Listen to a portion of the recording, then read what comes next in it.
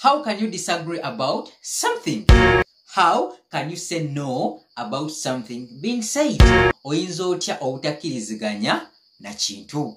Once again, oyinza otya obutakkiriziganya n'ekintu? Well, in this video we're going to look at how you can say no towards something being said. Oyinza otya obutakkiriziganya n'ekintu? Remember, here we learn English and Luganda with ease. Want to go Luzungu no Luganda mu bwangu.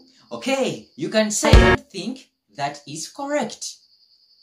I don't think that is correct. I don't think that is correct.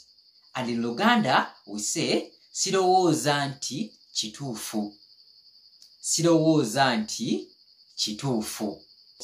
For instance, someone tells you something and you say, I don't think that's correct. Sirowooza nti kituufu. Another person can say, I disagree with that. I disagree with that. I disagree with that. Remember, we looked at pronouns. For example, I, we, and when you are in a group, you say, we disagree with that. So when you're talking about yourself, you say, I disagree with that. Obanga woyogerako gwe tokkirizigana kitogenda gamba, I disagree with that. Mu Luzungu. In Luganda, kibeera sikkiriziganya n'ekyo. Sikkiriziganya n'ekyo. I disagree with that. Sikkiriziganya n'ekyo. I think it's not that. I think it's not that. I think it's not that. Ndowooza si kyekyo. I think it's not that. In Luganda we say, ndowooza si kyekyo. Ndowooza si kyekyo. Olowooza kyekyo. Ndowooza si kyekyo.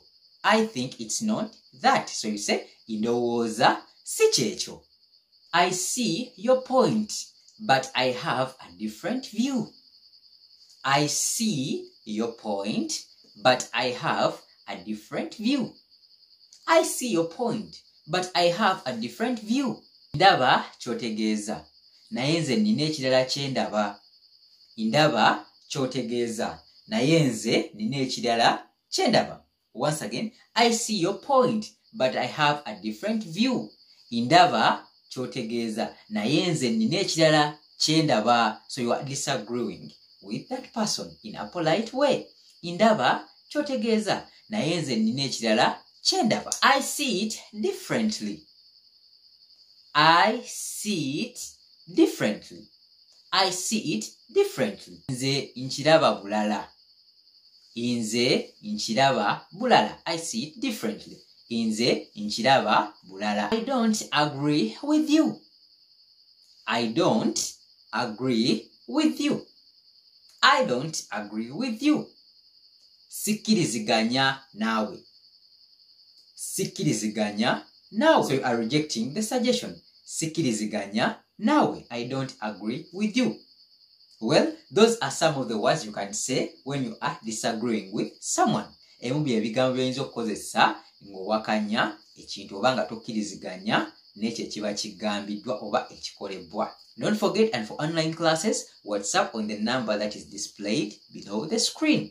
Okay, let's meet up in the next video. Remember, here at BennyBenny2178, we learn English and Luganda with ease. And if you find this video amusing, give it a thumbs up icon. Bye-bye. Wherever.